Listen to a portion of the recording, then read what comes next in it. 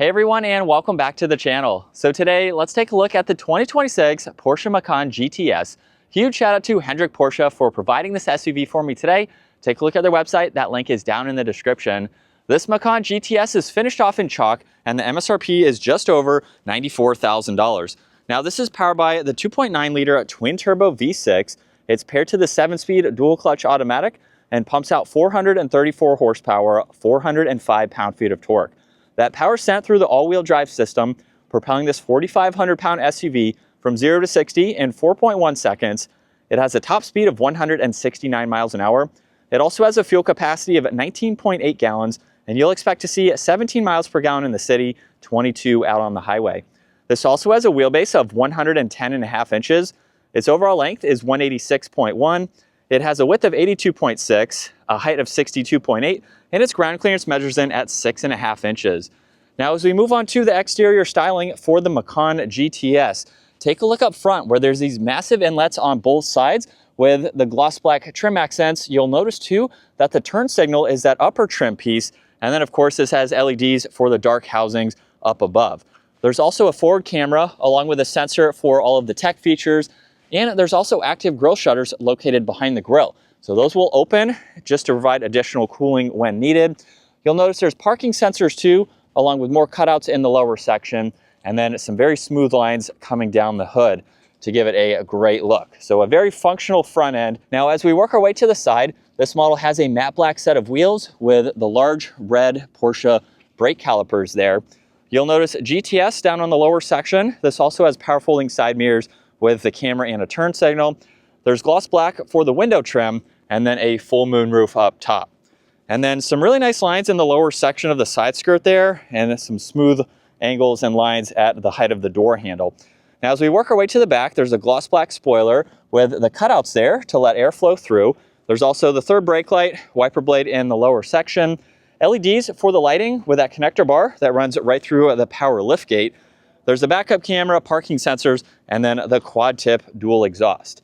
Now you can use the control on the key fob or push the button underneath the wiper blade, and that is how you can open the liftgate. So really nice how that is hidden away there. With the Macan GTS, there's a good bit of space in back. This is a smaller SUV, but it's still practical. There's a spare underneath. You could place in some smaller items there if needed. There's also a 12-volt on one side, and this has the height adjustable suspension. So with those two controls there, you can actually raise and lower just the rear of the vehicle.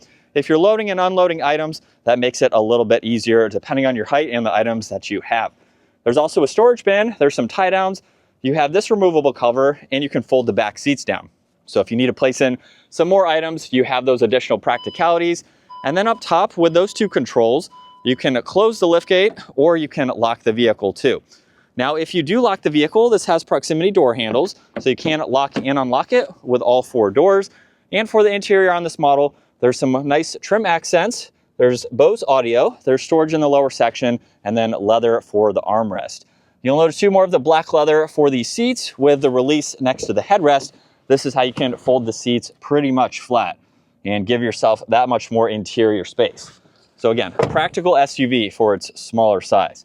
Now, hopping in to the back seats, you'll notice there's storage pockets. There's also temperature adjustments.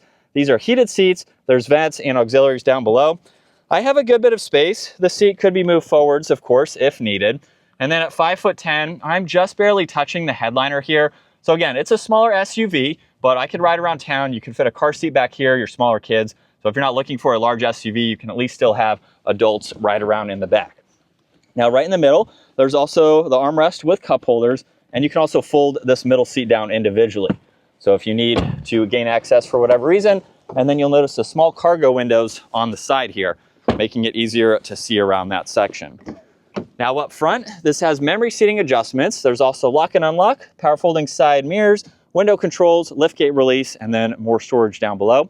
Macan GTS is an illumination in that door trim accent.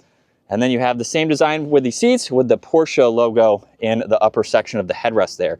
And they are automatic, so all those controls are located on the side. Now, as we hop in with all Porsche models, in order to start this up, this actually has a key fob pretty much built in. So as long as you have the actual key fob in your pocket, just put your foot on the brake and twist this to start it up.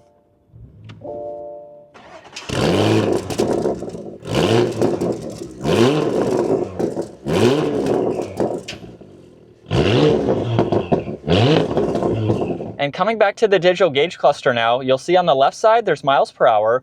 Right in the middle there's the tach along with a gear indicator and miles per hour in the digital screen. And then on the far right side, you can go through that digital screen using these controls on the right side, where there's also a back button and a Bluetooth control. So if I start scrolling up or down, this is how you can gain access to all of this information.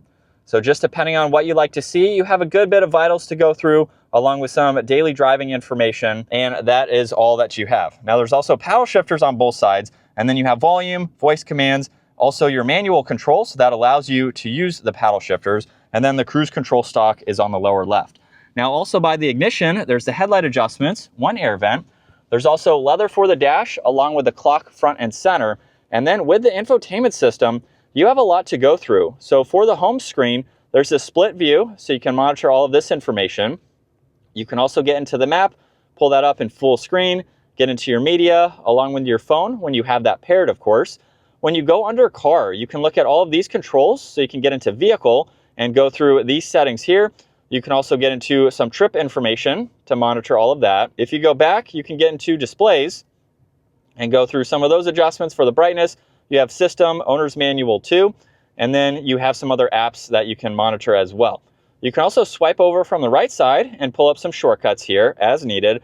And then you have volume and a shortcut down below for the camera system. So while the vehicle is still in park, we can take a look at this 3D view, where you have the front, the rear, you can use the sides, and then you have some different angles as well, just depending on the visibility that you need to see. Now there are a few physical controls for that screen. You have a volume dial along with tuning, and then you can use the one on the right side to further go through this. So if you don't want to use it as a touchscreen system, you can quickly reach down and grab that knob. And then you have some options that you can get into as well. So you can go through some of that information. Now there's air vents underneath that. And then on the driver's side, there's fan speed and temperature, along with AC, recirc, and the front defroster. And then you also have where you'd like the air to go, heated and ventilated seat adjustments. There's a sport mode, where there's also a suspension setting. You have the adaptive suspension, so the height adjustment. There's traction control and an exhaust note button as well. On the passenger side, you have the rear defroster along with their temperature and fan speed, where they'd like the air to go with their seat adjustments. There's also an off-road control, a downhill assist, lane keeping assist, and the engine start-stop.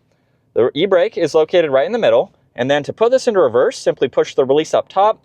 And that is how you can bring up the backup camera, of course. And then once you put it into drive, reach over to the left side, and that's now how you can activate what gear you would like to be in and use those controls. There's a little bit of storage with cup holders. There's also wireless charging with some auxiliaries in the armrest, a locking glove box with plenty of space and more of the wood trim up top. And then there's the rear view, dome lights up top. There's also adjustments for the garage door, the sunshade too.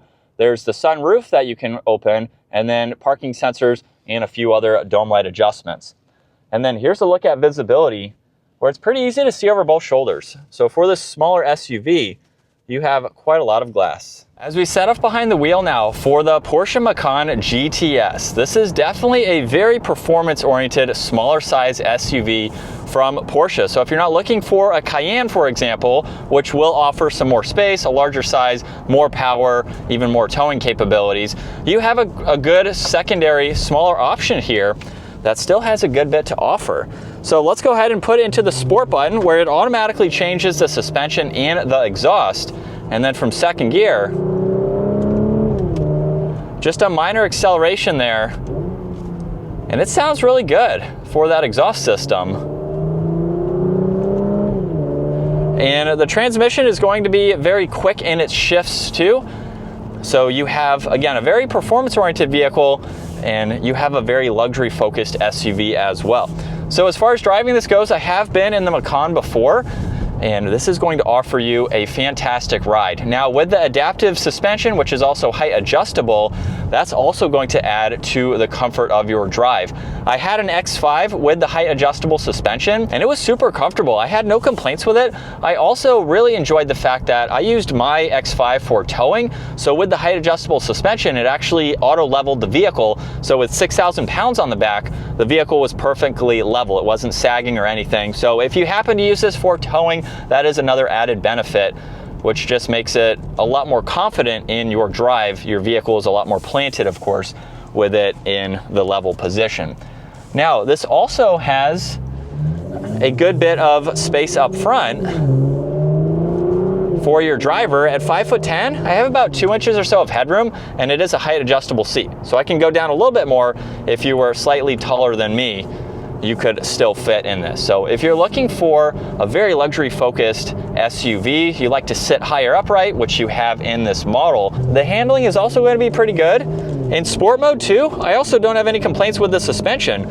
I'm going to put it in the second setting now, and you can feel it get a little bit stiffer. So it is nice with the suspension that it will tighten up. So if you want to do some performance style driving with this, you can stiffen up the suspension, get a little bit less body roll, and you are going to feel those bumps. And then when I shut those settings off, now it's a lot more forgiving, more comfortable as a daily. And then still in sport mode, second gear, here we go.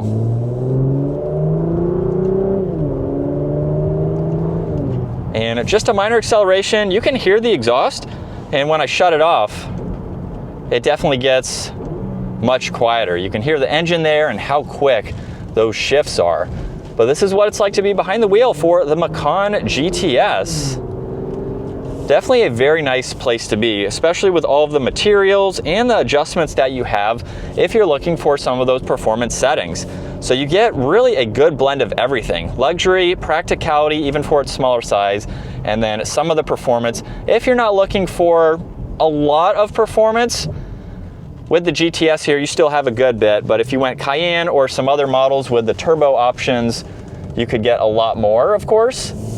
And turning radius is also really nice. But this is still a fun vehicle to drive. I like the seating position too, and you could definitely have this as a daily driver. This would be super comfortable for long road trips and just commuting every single day. Very user-friendly technology and all of the controls. I think the layout is very nice for this latest model. And that is going to wrap it up for the Porsche Macan GTS. Once again, huge shout out to Hendrick Porsche for providing this SUV for me today. Take a look at their website, give this video a thumbs up if you enjoyed it, and consider smashing that subscribe button so you can stay up to date with our daily uploads. And I will see you all in the next video.